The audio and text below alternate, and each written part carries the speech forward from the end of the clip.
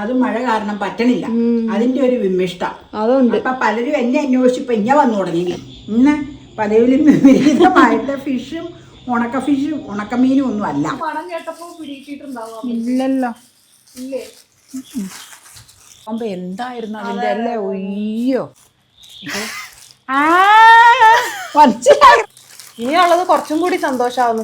കണ്ടു.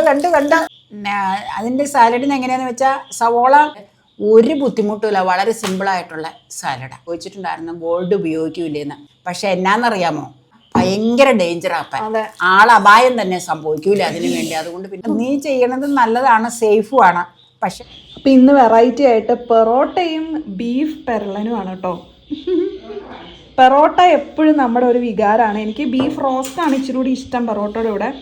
അപ്പയ്ക്ക് പക്ഷേ ഇഷ്ടം ബീഫ് ചാറാക്കിയതാണ്. അപ്പം സെമി പെരളനാണ്, ഫുൾ പെരളനല്ല കേട്ടോ, ചാറാക്കിയതാ.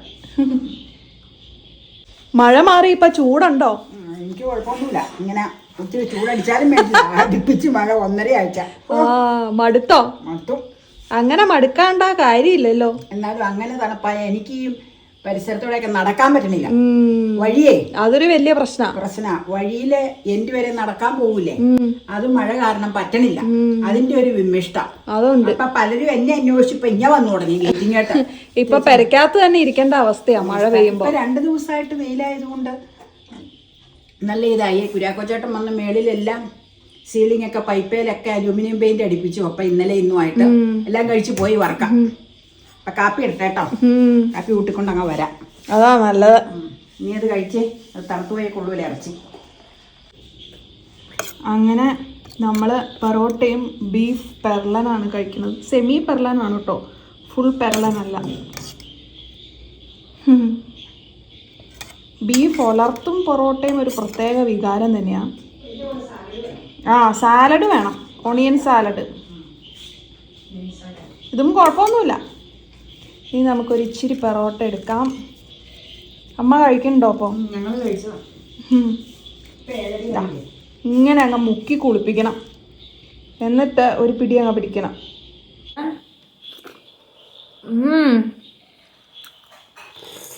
അടിപൊളിയാ.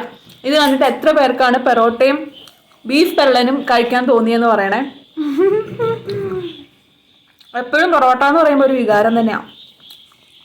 വല്ലപ്പോഴൊക്കെ മേടിക്കാറുള്ളൂ കേട്ടോ, അപൂർവമായിട്ടൊക്കെ മേടിക്കാറുള്ളൂ. സാധാരണ ചപ്പാത്തിയാ. സാധാരണ ചപ്പാത്തിയാ. അമ്മ കാപ്പി കൊണ്ടുവച്ചേക്കണോ? കാപ്പി കാണുന്നില്ലല്ലോ.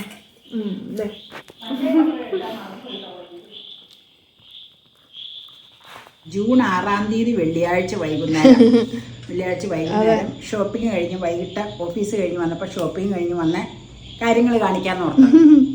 അപ്പം കുളിച്ചിട്ട് മുടിയൊന്നിങ്ങനെ വെച്ചേക്കണം കേട്ടോ, അതങ്ങനെയൊക്കെ മുടിയിരിക്കുന്നത്. അപ്പം ഇന്ന് പതിവിലും വിപരീതമായിട്ട് ഉണക്കമീനും ഒന്നും അല്ല, പകരം ചിക്കനാ മേടിച്ചേക്കണം. ചിക്കൻ്റെ 2 പാക്കറ്റ് ചിക്കൻ 1/2 കിലോ വീതം 2 പാക്കറ്റ് കട്ട് ചെയ്തത്, കട്ട് പീസ്. പിന്നെ ഒരു പാക്കറ്റില് അത് എത്ര ഗ്രാം ഉണ്ട്? അത് 600 സംതിങ് ഗ്രാമാണ്. അത് ഇങ്ങനെ ബോൺ കട്ട് ചെയ്തത്. അത് കറക്കി എടുക്കുമ്പോൾ വേണമെങ്കിൽ കാണിക്കാം. അത് അവള് ഒരു ഐഡിയ നോക്കി മേടിച്ചത്. അപ്പൊ ഇത് ഒരേ പാക്കറ്റ് എടുക്കുമ്പോ ഇതിന്റെ പകുതിയും കൂടെ ചേർത്ത് അപ്പൊ ബോണും കടിക്കാലോ. അപ്പൊ എന്നാന്ന് വെച്ച് കഴിഞ്ഞാൽ ഇവളിത് മേടിക്കാൻ കാരണം ഇപ്പൊ ഞങ്ങള് ഇവള് തന്നെ ലുലുമാളിൽ നിന്ന് കൊണ്ടുവന്ന ഉണക്കമീനും ഉണക്കച്ചെമ്മീനും അങ്ങനെയൊക്കെയുള്ള സംഗതികളാണ്. ഇപ്പം പച്ചമീൻ അങ്ങനെ മേടിക്കലില്ല കേട്ടോ. പുഴമീൻ കിട്ടാൻ ഇവിടെ ബുദ്ധിമുട്ടാണ്. ഞങ്ങളുടെയൊക്കെ ആ ഭാഗത്താണെങ്കിൽ കിട്ടും, മാറ്റുവഴിയാറുള്ളതുകൊണ്ട് ഇവിടെ കിട്ടാൻ ബുദ്ധിമുട്ടായതുകൊണ്ട്. അല്ല, ഇവിടെ അങ്ങനെ പുഴമീൻ വരവ് കുറവാണ്. പിന്നെ മാർക്കറ്റിൽ അപൂർവമായിട്ടുണ്ടാവും, എപ്പോഴും ചെന്നാൽ ഉണ്ടാവണമെന്നില്ല. അത് കാരണം ഉണക്കമീനാണ് ആശ്രയം. പിന്നെ കഴിഞ്ഞ ആഴ്ച ഇവിടെ വെട്ടറിനടുത്തുനിന്ന് പോയി, ഞാൻ പറഞ്ഞില്ലേ ബീഫ് നിങ്ങൾ കണ്ടു കാണും, ബീഫ് മേടിച്ചായിരുന്നു ഞങ്ങൾ. അപ്പം അതൊക്കെ തീർന്നു. അപ്പം ഈ വീക്കെൻഡിൽ അത് കാരണം ചിക്കൻ മേടിച്ചുകൊണ്ട് വന്നത്. അപ്പം 3 പാക്കറ്റ് ഫ്രീസറിൽ അങ്ങ് വെക്കാം. ഒന്ന് ബോൺ മാത്രമല്ല, കുറച്ചിറച്ചിയൊക്കെ ഉണ്ടെന്ന് തോന്നുന്നു. പീസായിട്ട് 1/2 കിലോയുടെ വീതം 2 പാക്കറ്റ് കേട്ടോ. അപ്പം ഞാൻ അത് ഫ്രീസറിട്ട് വെക്കട്ടെ കേട്ടോ. അവിടെ ഒരു സൗണ്ട് കേട്ട് നോക്കിയതാ, പുറത്തുനിന്ന് തോന്നുന്നു. കുഴപ്പമൊന്നുമില്ല. അപ്പൊ ചിക്കന്റെ 3 പാക്കറ്റും ഫ്രീസറിട്ട് വെച്ചു കേട്ടോ. മൈക്ക് ഫിറ്റ് ചെയ്തു. ഒത്തിരി പേര് പറയുന്നുണ്ട് നമ്മുടെ അൺബോക്സിങ് കാണാൻ വലിയ ഇഷ്ടമാണെന്ന്. അതുകൊണ്ടാണ് ഇടയ്ക്കിടയ്ക്ക് ഞങ്ങൾ കാണിക്കണത് കേട്ടോ. ഇതെന്തെന്നാ ഏഹേ ടേസ്റ്റ്. എമർജൻസി ഇന്നാള് അവിയലും തോരനും മേടിച്ചു വെച്ച പോലെ അല്ലേ? അവിയലും ചീരത്തോരനും വേറെ ഏതാണ്ട് ഒരു തോരനും കൂടെ മേടിച്ചത്. സാമ്പാർ മേടിച്ചായിരുന്നു. ഓഫർ ഉണ്ടായിരുന്നു. അപ്പൊ ഓഫർ നോക്കി ഞാൻ ഓരോ പാക്കറ്റ് ഇടയ്ക്ക് മേടിച്ചു. അപ്പൊ പിന്നെ എന്തെങ്കിലും ഓഫർ ഉണ്ടായിരുന്നു, അതുകൊണ്ട് ഞാൻ പോത്തീസിന്ന് അത് മേടിച്ചത്. ആണോ? കാളൻ 50 രൂപയാ. ഓഫർ കിട്ടി, അങ്ങനെ മേടിച്ചതാ. ഇനി എമർജൻസി ഒക്കെ വരുമ്പോഴേ ഇനിയിപ്പോ നമുക്ക് പണി ഒരുവിധം ഒതുങ്ങിയത് കൊണ്ട് കുഴപ്പമുണ്ടാവും വഴിയില്ല. പിന്നെ എന്തെങ്കിലും മേലായികളൊക്കെ വന്നു കഴിഞ്ഞാൽ ചിലപ്പോ വേണ്ടി വരും കേട്ടോ. അപ്പൊ ഇതെന്തെന്നാ? അത് ഫ്രഷ് ക്രീം. അതെന്നെ അങ്ങനെ എടുത്ത് അതെന്താന്നറിയോ, സൂപ്പ് ഉണ്ടാക്കുമ്പോ അവസാനം ടോപ്പ് ചെയ്യാനായിട്ടാ ഫ്രഷ് ക്രീം. മറ്റേത് പാക്കറ്റിൽ മേടിക്കുമ്പോഴേ കുറെ ബാലൻസ് വരും. അത് കുറെ ദിവസം ഇരുന്ന് കഴിഞ്ഞാൽ പിന്നെ അത് ടേസ്റ്റ് മാറും, കൊള്ളൂല. പിന്നെ അത് ഉപയോഗിക്കാൻ കൊള്ളൂല. ഇതാവുമ്പോ ആകെ 150 ഗ്രാം എങ്ങാണ്ട് ഉള്ളൂ. അത് ഞാൻ ഫ്രിഡ്ജിട്ട് വെക്കാന്ന പെട്ടെന്ന് തീരും അത്. അത് നന്നായി 150 ഗ്രാം 20 രൂപ 20 രൂപയെന്നുണ്ട് ഇതില്. 100 ഗ്രാം 18 രൂപ. 20 രൂപയ്ക്കാണ് ഞാൻ മേടിച്ചത്. മറ്റേതാകുമ്പോ ഒരു പാക്കറ്റ് മനസ്സിലായി. അത് പിന്നെ നീ പറഞ്ഞ പോലെ കുറച്ച് കഴിയുമ്പോ അത് ഇതാവുകയും ചെയ്യും, ചീത്തയാവും. നമ്മളങ്ങനെ എപ്പോഴും ഉപയോഗം ഇല്ലല്ലോ. ഇല്ല. ഇത് ജിയോ മാർട്ടിലെ ആണല്ലോ. പൊട്ടിക്കാട്ടോ, പൊട്ടിക്ക ഞാനത് പൊട്ടിക്ക. മാമ്പഴം. എന്ത് മാമ്പഴം? മണം കേട്ടപ്പോ പിടിച്ചിട്ടുണ്ടാവും. ഇല്ലല്ലോ. ഇല്ലേ? മണം അടിച്ചിട്ട് മനസ്സിലായില്ലേ? നീലാണോ? അൽഫോൻസിയ. ഏഹേ, പക്ഷെ നമ്മുടെ പണ്ടുണ്ടാവണ നമ്മുടെ അൽഫോൻസ് എന്തായിരുന്നില്ല. ഇത് ഇച്ചിരി ശരിക്കും ഫ്രഷ് മൂത്തതല്ല. ഇത് ഞെട്ട് കണ്ട അറിയാം അല്ലേ? ഇതിന്ന് ചെത്താം, അല്ലെങ്കിൽ ഡാമേജ് വരും. ഇന്ന് ചെത്താം. പക്ഷെ നല്ല മധുരമായിരുന്നു കേട്ടോ. ആണോ? ഞാനൊരെണ്ണം കഴിച്ചു, നല്ല മധുരമായിരുന്നു. നമ്മുടെ അൽഫോൻസ് റോസ്റ്റഡ് പീനട്ട് സ്ഥിരം മേടിക്കട്ടോ, ഞങ്ങൾക്ക് കുറിക്കാൻ ഇഷ്ടം, അതുകൊണ്ടാണ്. ഈ നമ്മുടെ അൽഫോൻസയിൽ ഉണ്ടാകുമ്പോൾ എന്തായിരുന്നു അതിൻ്റെ അല്ലേ? ഒയ്യോ, അത് കാലപ്പഴക്കം കൊണ്ട്, അത്രയും പഴയത് കൊണ്ട്. പിന്നെ അത് ഇനിയിപ്പം ബില്ലുകൾ ഇതിലുണ്ടേ, പറഞ്ഞിട്ട് കാര്യമില്ല. ഏത് മനുഷ്യൻ്റെ ഇതുപോലെ ആയുസ് ഏതും ഇത് ഉണ്ടല്ലോ. അങ്ങനെ ഒരു ജിയോ മാർട്ടിൽ വന്നത് എന്താണെന്ന് വല്ല ധാരണയുണ്ടോ? ഞാൻ ഏതാണ്ട് ഇന്നാളൊന്ന് പറഞ്ഞായിരുന്നു. അത് പൊട്ടിക്കാൻ മറ്റേത് വേണ്ടി വരും, കത്രിക വേണം അല്ലേ? അല്ല ഇത് ഒന്നിങ്ങി എടുത്തരാം. എന്നാ ഇത് കാണിച്ചു. അത് ശരിക്കും അങ്ങ് വിടർത്തിക്കോ. ഇതാ മനസ്സിലായി. റെയിൻകോട്ടല്ലേ? റെയിൻകോട്ട് 100 രൂപയുടെ റെയിൻകോട്ട്. നീ എന്നോട് പറഞ്ഞല്ലോ അത് മേടിക്കോ. അത് ചുമ്മാ ചുരുട്ടിക്കൂട്ടി വെച്ചാ മതി. എന്നിട്ട് അപ്പൊ എന്നേരം എന്നോട് പറയൂ കേട്ടോ, മേടിക്കാന്ന്. ഇതൊക്കെ ഈ ചുരുട്ടി വെച്ചേച്ച് പിന്നെ ഈ ഓഫീസിൽ കൊണ്ടുപോയി ഇതൊക്കെ എന്നാ കാണിക്കണേ? അതെന്താ വെച്ചാ, എനിക്കിത് വണ്ടിയെ പോകാനൊന്നും അല്ല, നടന്നു പോകുമ്പോ ഇടാൻ വേണ്ടിയിട്ടാണ്. കാരണം ബാഗൊക്കെ ശക്തമായ കാറ്റിൽ നനഞ്ഞ് ബാഗിന്റെ ഉള്ളിലുള്ള വസ്തുക്കൾ വരെ നനയണം. പക്ഷെ എടി, ഇതപ്പൊ നീ ചുരുട്ടിയാണോ ഓഫീസിൽ? ഇത് ചുരുട്ടിക്കൂട്ടി ആ ബാഗിലങ്ങ് കവറിലിട്ട് വെച്ചാൽ മതി. അപ്പൊ പിന്നെ വെള്ളം വലിഞ്ഞു പൊക്കോളുമായിരിക്കും വെയിലേക്കില്ലേ? അതൊക്കെ അത് ശക്തമായ മഴയൊക്കെ ഉപയോഗിക്കുള്ളൂ. മനസ്സിലായി. കാറ്റ് ശക്തമായിട്ട് അടിച്ചു കഴിഞ്ഞാൽ നാളെ അത് ഇട്ടിട്ട് ഫോട്ടോ എടുക്കാം. ഇതില്ലേ കളർ നല്ലതാ. ഞാൻ നല്ലൊരു കിറ്റ് തരാട്ടോ ഇത് ഇടാൻ. അത് തലയെ കൂടി ഇടണേ. ആണോ? ബട്ടണൊന്നുമില്ല. നാളെ ഇത് കാണിച്ചാ മതി. നാളെ ഞാൻ നല്ലൊരു കവർ തരാം ഇത് ഇടാൻ. തൽക്കാലം ഇപ്പൊ ഇതിലിരിക്കട്ടെ കേട്ടോ. വലിയ കവറുകൾ ഇവിടെ ഉണ്ട്, കൊണ്ടോക്കോ. അല്ല, ഈ കവർ മതി, വലിയ കവർ വേണ്ട.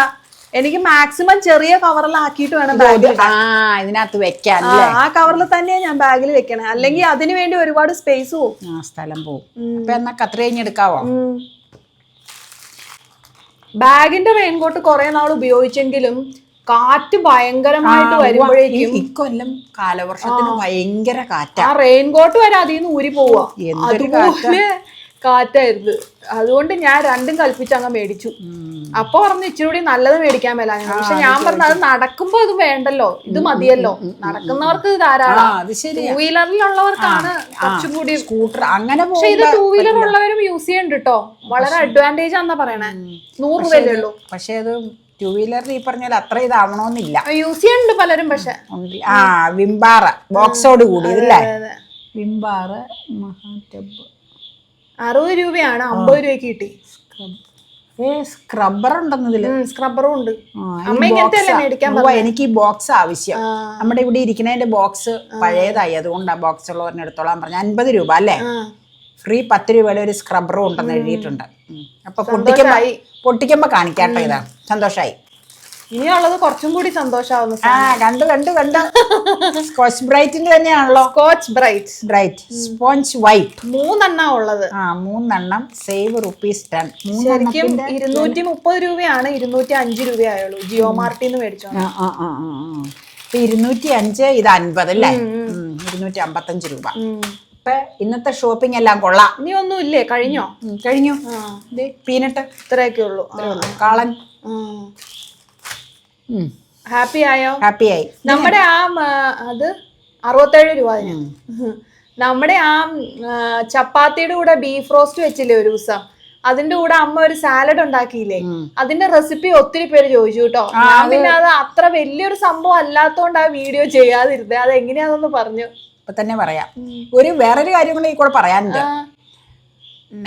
അതിന്റെ സാലഡിന് എങ്ങനെയാന്ന് വെച്ചാൽ സവോള സ്ലൈസറിൽ അരിയുക. ഞാൻ കൈകൊണ്ട് അരിഞ്ഞ ഈ കൈകൊണ്ട് നൈസായിട്ട് അരിയണവരെ ഉണ്ട് കൂട്ടോ. ഞാൻ അരിഞ്ഞ ഒട്ടും ശരിയാവൂല, കപ്പക്കിഴങ്ങ് മുറിച്ചിട്ട പോലെ ഇരിക്കും. ഞാൻ സവോള അരിഞ്ഞു കഴിഞ്ഞാൽ ഈ മറ്റേ ബീഫ് വേവിക്കാനും മറ്റേ തോരനും ചിക്കനും ഒക്കെ ഞാൻ കൈകൊണ്ടാട്ടം അരിഞ്ഞിട്ടുണ്ട്. അത് വേവിച്ചെടുക്കുമല്ലേ. തോരനൊക്കെ ഇച്ചിരി ചെറുതാക്കി അങ്ങ് അരിയും. പിന്നെ ഇങ്ങനെ സാലഡിന് മാത്രം സ്ലൈസറിൽ അരിയും. അപ്പം അത് സവോള നമ്മൾ അരിഞ്ഞേച്ച് ഇച്ചിരി സമയം ഉപ്പ് പുരട്ടി വെക്കുക.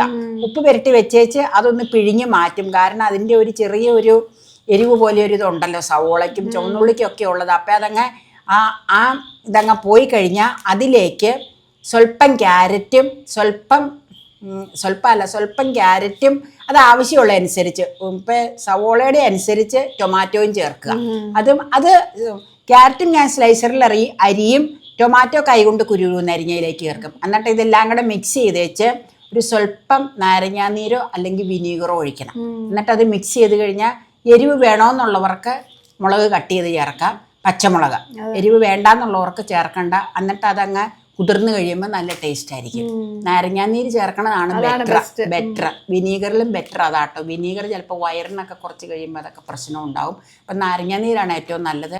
ഒരു ബുദ്ധിമുട്ടുമില്ല, വളരെ സിമ്പിളായിട്ടുള്ള സാലഡാണ്. പിന്നെ വേറൊരു കാര്യം കൂടെ പറയാന്ന് പറഞ്ഞാൽ എന്നാന്ന് വെച്ച് കഴിഞ്ഞാൽ, പുതിയ വ്യൂവർ ആരോ ആണെന്ന് തോന്നണം. ഞാനിപ്പോഴും മുത്തുമാലകളല്ലേ ഇടാറ് വീഡിയോ ചെയ്യുമ്പോൾ ഇവിടെ കിച്ചണില്.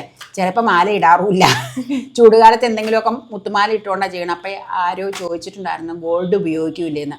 എനിക്ക് ഭയങ്കര ഇഷ്ടമാണ് ഗോൾഡ് മാറി മാറി ഇങ്ങനെ മാലയും കമ്മലും മോതിരമൊക്കെ മാറി മാറി ഇട്ടുകൊണ്ട് നടക്കണം, ഭയങ്കര ഇഷ്ടമാണ്. പക്ഷെ എന്നാന്നറിയാമോ, ഇപ്പം നമുക്ക് അത് ഇട്ട് കഴിഞ്ഞാൽ ഇപ്പോഴത്തെ സിറ്റുവേഷൻ വെച്ച് ഭയങ്കര ഡേഞ്ചറാണ് നമ്മൾ ഇട്ടുകൊണ്ട് നടക്കണത്. അപ്പം ഗോൾഡ് ഉപയോഗിക്കുന്ന ആൾ തന്നെയാണ് എല്ലാം ലോക്കറിലാണ്. പിന്നെ എന്തെങ്കിലും ആവശ്യങ്ങൾ വരുമ്പോൾ, കല്യാണം പോലെയുള്ള ആവശ്യങ്ങൾ പോകാനായിട്ടുള്ളപ്പോൾ നമ്മൾ പോയി എടുക്കുന്നു, ഇടുന്നു, പിന്നെ കൊണ്ട് വെക്കുന്നു. പിന്നെ ഈ മുത്തിൻ്റെ എന്തെങ്കിലുമൊക്കെ മാലകൾ പേളൊക്കെ കെട്ടിച്ചതൊക്കെ ഇവിടെ ഇരിപ്പുള്ളൂ. പിന്നെ ഇപ്പം ഞാൻ അങ്ങനെ ചോദിച്ചു, കാരണം ഒരു കൊച്ചുമാല ഇവിടെ ഇരുന്ന് എടുത്തതേ താലിയിട്ടതിൽ ഇട്ടിട്ടുണ്ട്. ഇങ്ങനെ ഞാൻ ഇട്ടുകൊണ്ട് നടക്കാറില്ല കേട്ടോ. പുറത്തേക്ക് പോകുമ്പോ ഏതെങ്കിലും ഒരെണ്ണം ഇതുപോലെ ഗോൾഡ് ഒന്നും അങ്ങനെ സേഫ് അല്ല. പിന്നെ ഒരു വള കയ്യിലുണ്ടാവും മിക്കവാറും. അത് മാത്രമല്ല ഇപ്പോ ഗോൾഡ് അഫോർഡബിൾ അല്ലാത്ത രീതിയിൽ വന്നോണ്ടിരിക്കും. അതുകൊണ്ട് എന്നാന്ന് വെച്ചാൽ 1 ഗ്രാമിന് വരെ നമ്മളിപ്പോ അപായപ്പെടുത്തുന്ന ഒരു സിറ്റുവേഷൻ അല്ല. പിന്നെ വാഴ്ത്തുമോതിരമൊക്കെ ഞാൻ അങ്ങനെ ഊരി വെക്കാറില്ല, അത് കയ്യിൽ എപ്പോഴും കിടക്കും.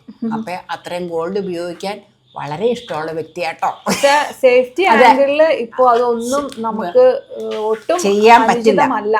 പിന്നെ ഈ പറഞ്ഞ പോലെ കരിമണിയുടെയും പേളിന്റെ അങ്ങനെയൊക്കെ ഉള്ളതാകുമ്പോ പിന്നെ സ്വർണം കെട്ടിച്ച് സ്വർണ്ണം അധികം ഉണ്ടാവൂലല്ലോ.